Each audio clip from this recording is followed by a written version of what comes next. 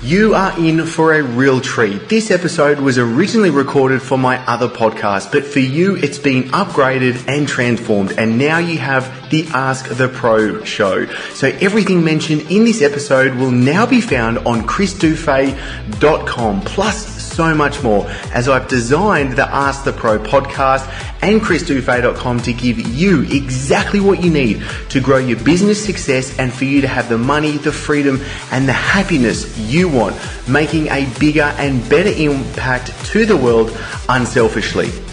So now it's time to delve straight into this episode, and I want you to lap up and enjoy every single second of it. Omar, my man, thank you so much for coming onto the Turning Pro Academy podcast. I'm thrilled to have another podcaster, another person absolutely cracking down and giving away tremendous value, because I've been sinking my teeth in for the last couple of days when I was doing my stalking, getting ready for this podcast of yourself and what you're doing. So I would firstly, I don't give an intro into who the guest is that I bring on, because I think you will do a much better job than what I do. So can you firstly tell the listener, Omar, who you are, why you're so phenomenal? Oh man, thanks for setting me up that way. My name is Omar Zenhom, and the best way to describe me is I'm an educator that's in love with entrepreneurship. So I come from an educational background. That's what I went to school for. I've been an educator all my life, formerly for 14 years in institutions, and I continue to educate, but on my terms, and I basically help people be able to get more focus and know specifically what to do to build a business or be better at business, be it if they're in a job or even if they're, currently building their business. And we do that through our podcast, the $100 MBA Show, as well as our course, the $100 MBA. We also offer tools where we help people through software. The current software we're working on is Webinar Ninja. So that's basically what I do. I try to help people as much as possible through education and through support. That's fantastic, Omar. And kind of like something that jumps into mind is, do you think you have something very unique, or just the cut of your jib in the way you go about it is great because you actually come from an education background, then bringing it to the world with the business side? Maybe. I mean, that's a good point. I mean, I think what really, if I had to choose a differentiator for me, is it didn't happen overnight. It took me a while to discover this, is that I decided to focus on my strengths. Too many of us, we try to, better our weaknesses. We see what we're weak at, we try to get better at it. And then this comes from corporate America when you get evaluated and things like that. But when you just focus on what you're really good at, what your expertise is at, a lot of people, when they move into entrepreneurship, like they're a great programmer or, a project manager in a software company, and then like, I'm going to do life coaching. Like, well, why are you leaving a wealth of experience? That's your competitive advantage. You can take that and make it something special. And I think that's what we did at the $100 MBA, where I take our educational backgrounds and deliver great lessons via the podcast as well as our course that ensures learning. I think that's a differentiator. A lot of people out there giving information, they just don't have the training that I had. As an educator, I was taught to teach a lesson to ensure comprehension, and I had to do it or my students would fail and I would have no job. So in that regard, I think I just focused on my strengths. I think that's fantastic, because you said the word that I was thinking about, comprehension, and I kind of think of it, say, from my background being a personal trainer and a physique coach. Obviously, the most important part about transforming the clients that I had was making sure that whatever program, diet, plan, protocol that I put together, they had to be able to follow it. And obviously, I can create the best diet in the world, but if they can't follow it, well, it's the worst diet in the world, because that comprehension isn't there, that adherence to the plan. So, okay, that's fantastic. So, Omar, the theme of today is really making sure that the listener, the bootstrapping entrepreneur, even no matter what industry that they're in, but we're really going to focus in on as well the service-based, say the coaches or consultants, are going to get a lot out of today, because I really want to chin wag with you about that and really pick your brain and make sure that your sort of beliefs come out of this, because I know you've got a lot of insights into this. But maybe first, what's your definition of a bootstrapping entrepreneur? A bootstrap entrepreneur is basically who I am. I bootstrapped everything I've done in my business. I didn't have any investment. I used all my own capital. I made money, lost money. I made mistakes along the way. And for me, a bootstrapper is somebody who's trying to just do it on their own wits, trying to do it on their own terms, on their own means, and not looking to really explode with some sort of capital or angel investment. They're looking to grow slowly. They're looking to grow in a pace that's comfortable to them, because we grow according to who we are. So as you get to become a better trainer, your business will grow alongside with that, but that doesn't happen overnight. So, that's kind of why I see bootstrapping, is that you do things minimal viable. You're going straight for the jugular. You're not really, dilly-dallying and having all this fluff about playing business, but actually doing business. Yeah, absolutely. Okay. 100% agree. And I think it was great because you said straight to the jugular. And one thing I kind of want to hone in on today as well is like, what are the super specific action the listener can take away to get the best results? And I kind of look at it as the finger in the eye technique. Do you know what I mean? If you're standing in front of me and I want to get you down, yeah, look, I could maybe punch you, I could kick you in the shin, I could stub your toe. But I tell you what, if I put my finger in your eye, you're going to go down.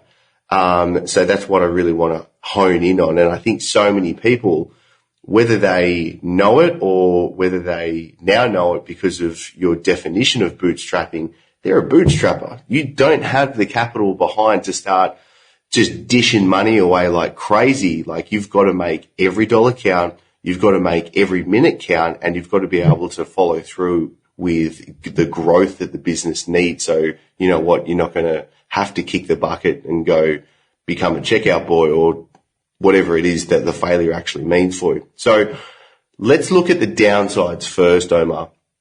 What do you think are the failures of a bootstrapper?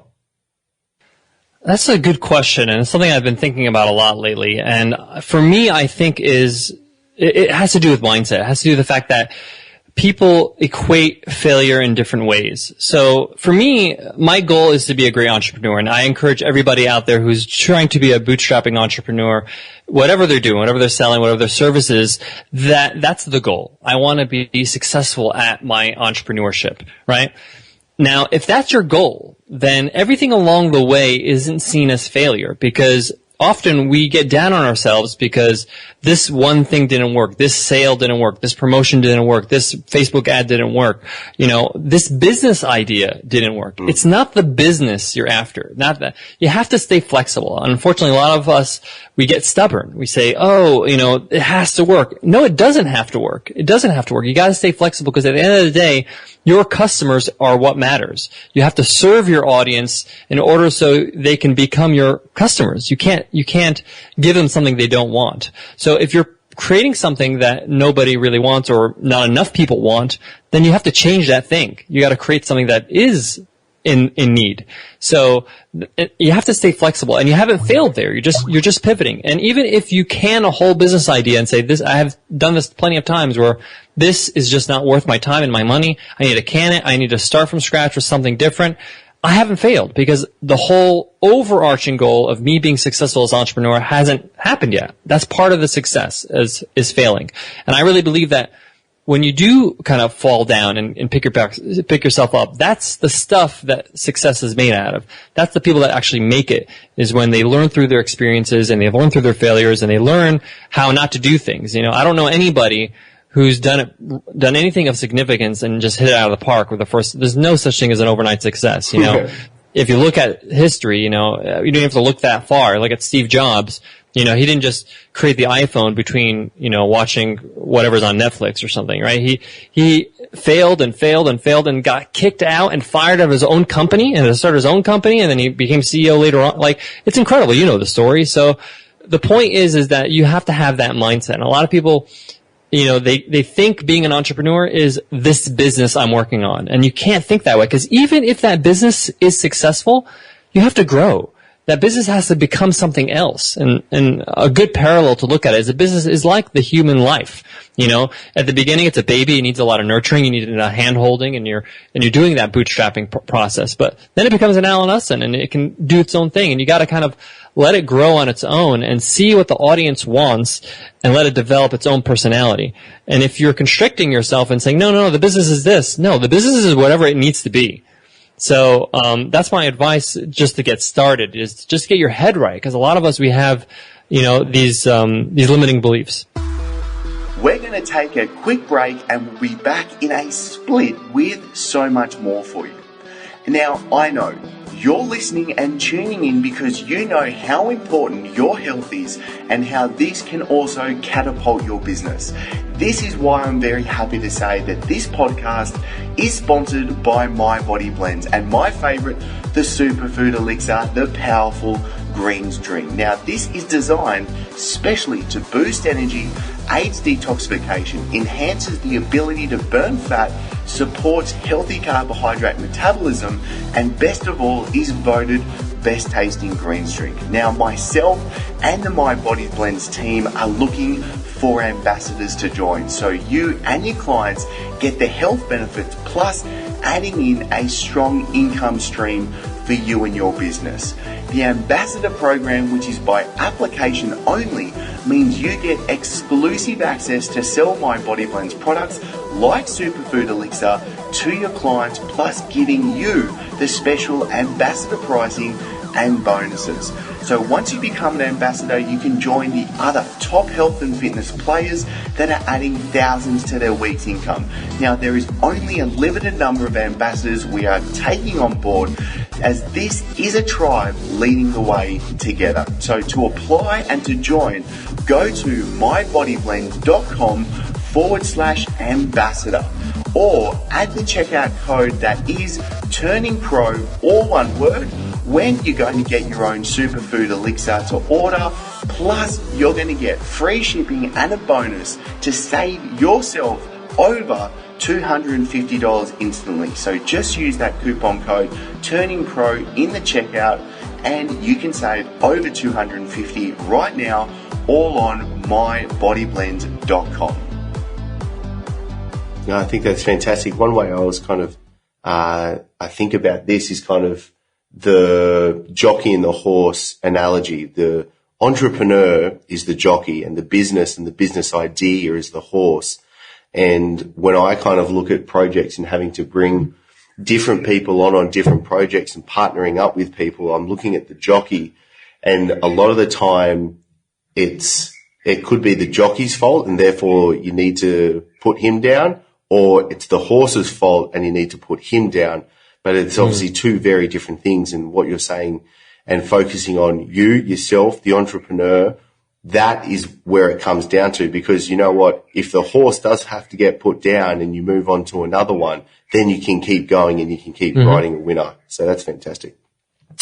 Okay, so really let's kind of like move on into the coaches, the consultants, whatever you want to call them, people focusing on a service-based business. What do you think the difference is, and where do you think they might be going wrong? Because obviously, like, there's more information out there that you can poke a stick at. And I think a lot of people are kind of maybe, especially when you start looking on like the online internet marketing world, it's just an absolute rife with thick. It's just, you can't cut through it. There's your affiliate marketing. There's like your products. There's your drop shipping. There's all that crud. But really, like, what do you think for a coach or a consultant? What do you think they should be focusing on? Okay, so there's two things I feel any coach or consultant or anybody giving any sort of service or in the service-based business, there's two things you really need to cultivate. One is you have to have an audience. You have to have people that are looking at what you're doing, people that are interested in what you're doing. These can be interested customers. It could be people that are just interested in what you're doing. They could be current customers, whatever it is. But the point is that you need some sort of presence. And that doesn't happen overnight. So that takes time and that takes work, but you have to get started. So that's one aspect, and I'll talk a little bit more in detail about that. The other aspect is that you are a business, so you have to have something for sale that is, that you can sell. You have to have something that you know for sure people want. Not that you think or what your grandma thinks or whatever. You need to have, data in place. I mean, I don't know, are you familiar with the show Shark Tank? It's pretty popular around the world. Yeah. So a lot of people, they think they have these great ideas and it's going to be amazing, but they never invest in anybody that hasn't proven it's sold. Zero validation. The first question, first thing they ask, how many units have you sold? And if they say 0, they're not interested, because you could talk a good game, but if history doesn't prove that this is actually something somebody wants, then you're really going to have a hard time. So I'm going to focus a little bit on that and then go back to the building the audience part. Beautiful. So the first thing I say to anybody in any industry, product or services, but especially services, because it's more than just what you offer. You're offering yourself as well. Most people that get hired at the high level, like if I'm going to hire, one of the best videographers or one of the best physical trainers, right? I'm not only hiring what they can actually provide for me, but I'm hiring the person. I want to hang out with that person. They're cool. I want to be associated with this person, right? So there are multiple things here that you're selling, and you need to make sure that you can actually sell what you're offering, what your service is. So my advice is very simple, is you need to find 5 people that you can sell whatever you're selling to. That could be in your contact list. It could be your current audience. It could be, if you're completely new, you need to find a way to sell 5 people. Go to a meetup, go to a convention, go to a conference, and tell people face to face or on the phone or on email. Find out if you can sell 5, actually sell it. Don't say, I'm doing this thing, would you buy this? That's not really selling, because when, put the money up, that's when really people tell you the truth. So, and when people have to spend money, actually pull money out of their pockets, it's a different story. So, try to find 5 people to sell. So, for example, if I'm doing a course on yoga for rock climbers, right? I need to find people that are interested in that niche, and I need to sell them, at least 5 people on my program or whatever my services are, And once I've done that, now the work begins, because now you have this great focus group of 5 people that can give you honest advice. You could tell them, find out, and they can give you the critical information to create the perfect service, the perfect offering, because right now it's very raw. You don't really know anything. There's nothing in there. It's just raw ingredients. You need to put the right spices in there and the right things to make it work for your ideal client. So they will tell you, this is great, but, you were too hard on us the first day. I'm really sore. Can you take it a little easy on the first day when you do this with other people? Oh, okay, great. Oh, or, I think you're a wonderful person and you're an inspiration, but your breath stinks. Whatever, you're gonna get feedback that is really critical and that's gonna help your game. It's gonna help your product and your offer to people, whatever you're offering them, your service. So that's something that I would really focus on. Really start small, get 5 people, make sure you can nail this thing and sell it to somebody, perfect it, go at it again. Get 5 more people with your new, an improved version of your service, of your new program, and grow from there. Now, obviously, you have to grow an audience, and so what I mentioned before, but, that's part of the process, is finding out what you can offer that audience that you're growing. You have to have something to lead them to. So, while you're working on your actual offering your services, you're going to want to grow your audience online, and I really believe that content marketing is the best way to do that for the bootstrapping entrepreneur, because it doesn't cost much money, but it does cost time and effort. It does. This is hard work. I mean, we were chatting before on the phone, on Skype a little bit before this interview, and, I have a daily podcast 7 days a week. I have a weekly podcast. I write a blog post every week. I guest post on different places. I'm on this show right now with you. So this is not like I'm sitting in a hammock on the beach and I'm relaxing on my laptop, because you really need to put in the work and the time to put out great work. And the first thing you really should do is to start a blog. Not only because it's a great way to grow an audience, but it's a great way for you to hone in your message. You yourself, as a person, as a trainer, you still need to weed out what you really believe in, what you really stand for, what's your brand, what differentiates you.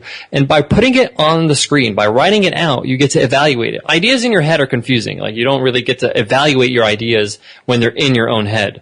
But when you have them on the screen, you can look at them and say, do I really believe in this? Is this something I really want to do? Is this really my message to people? Yes, no, maybe so. Let me modify it.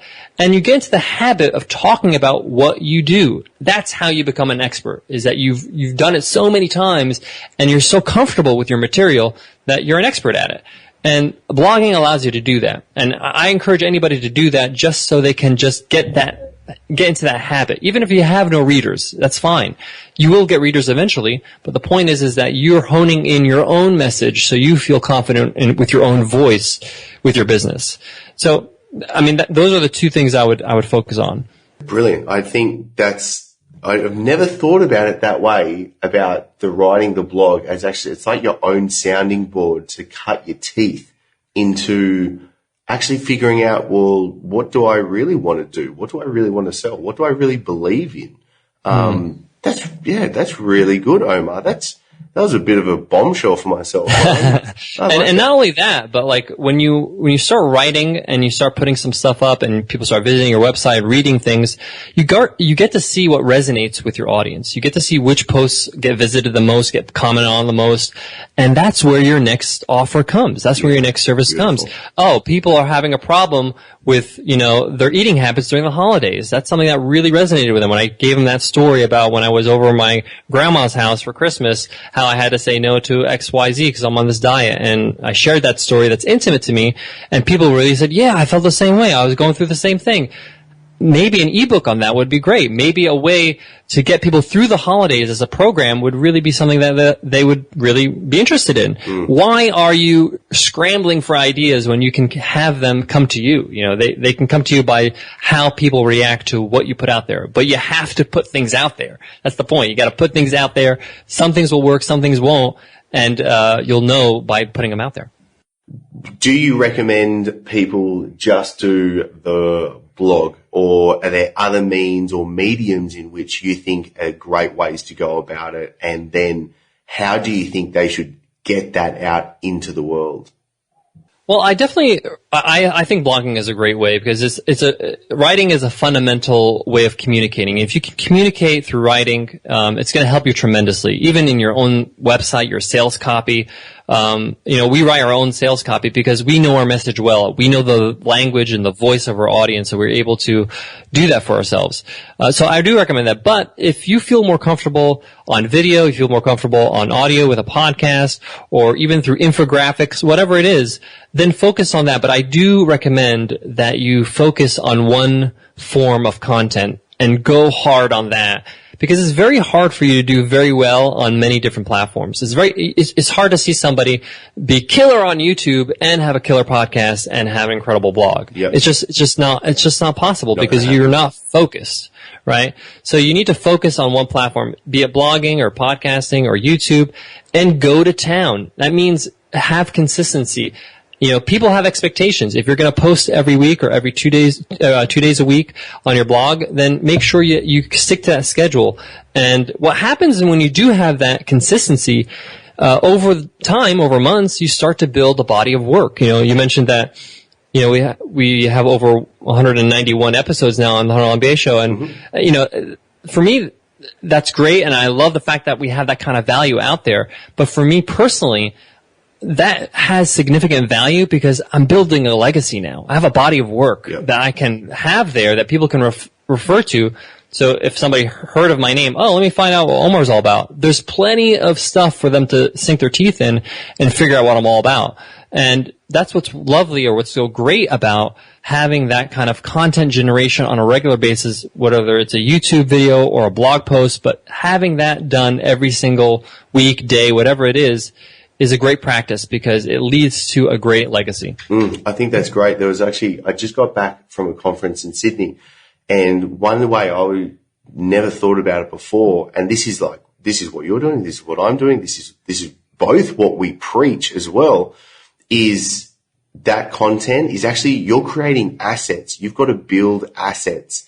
And by putting great quality, remarkable content together, you are building assets, and that's going to help you in the long term because you can repurpose that, you syndicate that in the right way, you get that out to the right people, and you constantly keep building that. And that's when I noticed, I was like, I was like, dang, Omar, 191 episodes, like kudos, like big tip of the cap. Like that's a lot of assets. I see the value and power behind what you're doing with that. And just to mention what you're saying, assets, some people visit the $100 MBA website and they ask a very, a common question. They say, I noticed that you don't have any social media links on your website. Like I don't have a banner that says, Facebook, Twitter. We're on Facebook, we're on Twitter, but my immediate response is, because I used to do a lot of web development before, and I like to design things with purpose. And for me, it's like, my website is my asset. You're at my home. You're at my home. Why do I want to get you off my site by making you click away and go to Facebook? The point of Facebook and Twitter is to get you to my site, and that's why we have those platforms. And I do want them to follow us, and I do want them to like our page and know what we're doing, but that comes later on. Once they've subscribed to our newsletter or have opted in for one of our free courses, we will just send them an email and say, hey, by the way, we're on Twitter, on Facebook, you can check us out here. But I don't want to have them leave where I do business. Why am I going to, it's like you go to a car dealership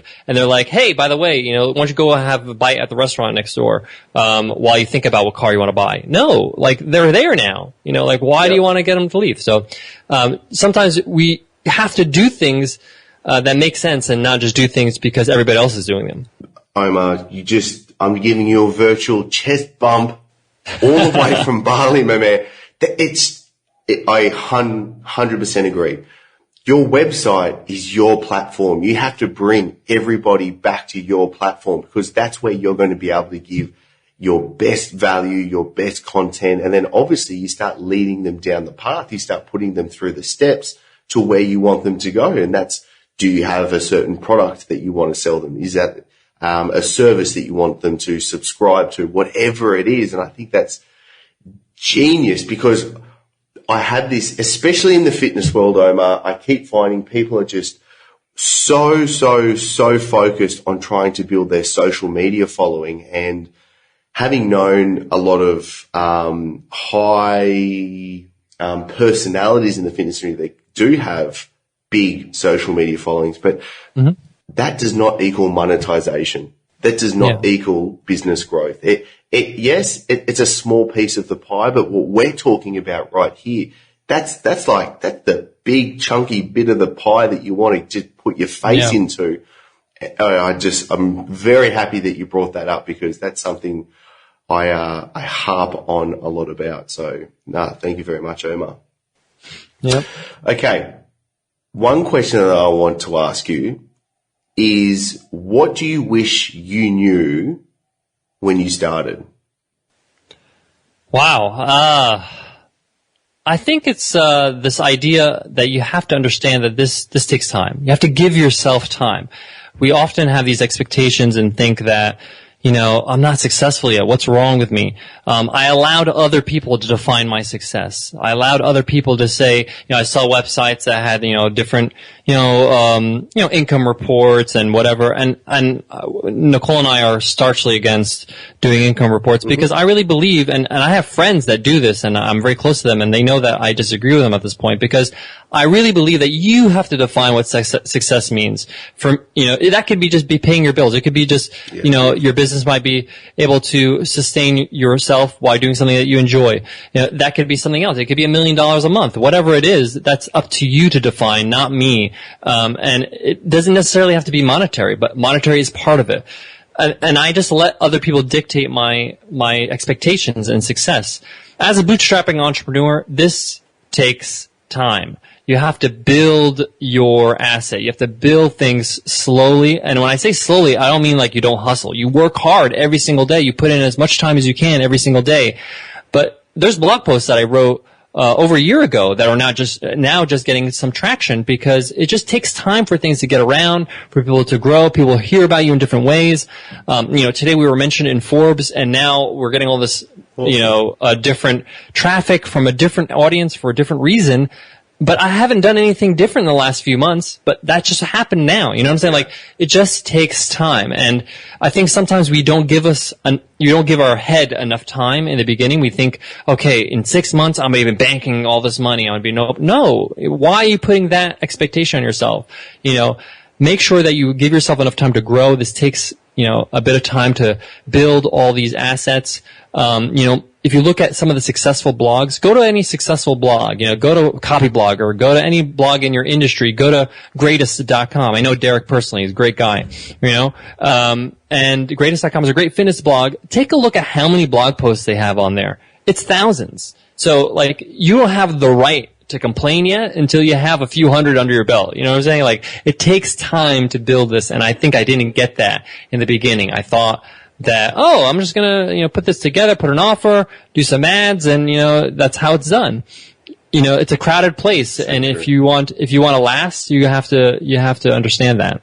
No, that's so true. I think so many people they randomly put a number out. I think firstly people randomly put a number out on what their income, what they want their income to be. Like I asked a question before somebody comes, onto my, PT coaching intensive.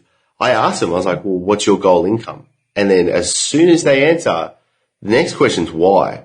Because most people don't know. And one exercise I put them straight through is to find out what that number should be. So there's substance behind. There's an actual reason behind what's going on. And I like that. Work on from there. Because obviously I want to earn $12 million a year. Okay, well, that's great. But why? What's that going to do for you? What's that going to do for your life, your family, your future? What are you going to be able to do differently? I think those questions need to be asked as well. I think that's a really good point. And when I was saying, setting, let other people set your expectations, it's not only in terms of that's too ambitious, but that could be too limiting for you or the business idea. Yes. And one of the things that I was reminded of was recently I was on a flight and I rewatched The Social Network, the story of Facebook, that movie. And he's talking to Zuckerberg, Justin Timberlake's character, the guy who founded Napster, Sean Parker. And Sean Parker, he's talking to him, he's like, I think this is like $1 million idea. And he's like, why are you saying this is easily $1 billion idea? Who said $1 million? And they wanted to sell ads. They're like, well, you don't even know what this thing is yet. Let it grow. Let it be. It's cool now. Let it, allow it time to become something bigger than you think it is. Because unfortunately, as human beings, we don't respect the fact that we're limited in our imagination. We're limited into what we can actually think things can be. And often we're surprised if we let things just let it grow slowly, and we realize, wow, this is becoming something completely different. And this happened in my own business, and I realized I never thought that this is how it's going to be, and I'm glad that I didn't stop it from becoming this. So that's just food for thought. I think that's so true, because again, going back to the interview process before someone can come onto the coaching program, when I asked that question a lot, and I was like, well, what's your goal income? And they'll be like, my goal income's $100,000. I'm like, okay, look, I respect that. I appreciate that. But why? Do you know what I mean? Why can't it be 10 times more? And why can't the goal that you suddenly said, I want this in 5 years, why can't that be in 6 months? Question it, question everything. And I think when you really get down into the nitty gritty, that's what starts to come out. So that was really good. I really appreciate that. And also another thing, I got talking with a guy, I won't mention his name, but he runs an 8-figure supplement business in the US. So very successful. And a big part of what he said the focus should be is stop focusing on what your income should be. Stop looking at stop writing down, okay, my goal is I want to earn $100,000 a month. No. Your goal is actually the success of your customers and your clients. If you do that, that's going to get you the success. And I think that's fantastic, because really that's what business is all about. You have to provide gangbuster amounts of value. You have to make sure that you are solving proper problems for your customers and clients, and therefore your success comes through that. So I think that's some insights for the listener. I love that. All right. Fantastic. Now, before I want you to start unveiling the $100 MBA and everything, Omar, there's a couple of questions that I want to ask you to wrap this up. And I just want you to shoot the answer straight on back to me.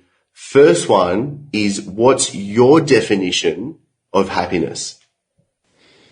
Happiness is gratitude. You need to have gratitude in life. You need to realize when you feel like I'm a lot better off than a lot of people. I understand that important things in life, people around me, my loved ones, my health, being able to know where my next meal is going to come from.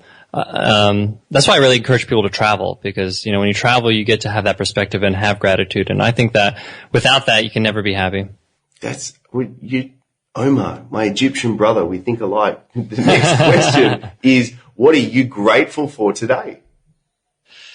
I am grateful for the fact that I get to do what I enjoy every day. I think that a lot of people who are in entrepreneurship or have their own career or business or consulting company don't reflect on that enough. I mean, that's huge. That's huge. I get to do what I want to do every day, and I'm able to sustain myself. I'm able to pay my bills. I'm able to have an enjoyable life. I get to meet new people like yourself on a daily basis. I get to share what I do with other people. I mean, that's a blessing. It's huge. I mean, like most people, they are stuck, settling or doing things that they really don't want to do for most of the week. And they work for the weekend and they try to enjoy themselves on the weekend and they're back at it. And they just see this as a means to have money so they can enjoy, 2 days out of the week and a couple weeks out of the year. And that's the reality for the majority of the world. And I think that's something. Sad, Omar? I don't know if that's sad. I think that's a reality, but I think that there are people that either will say, that's what I want, and that's what I've met people, family members of mine that, that's just what they are happy with. It's basically a sacrifice. I will choose the lesser of two evils, because being an entrepreneur is a whole lot of hard work, and a lot of people don't want to do that work. You can't just have an off day. You can't just sit back and relax one day. At a job, you can fly under the radar and still get paid. I mean, I've worked with different companies on, different things, and going back and forth, and I'm working with a quote unquote employee, and they can really care less. They're really giving the bare minimum effort, and I'm trying to, get something done. And for me, it makes sense because they're not invested in it. It's not theirs.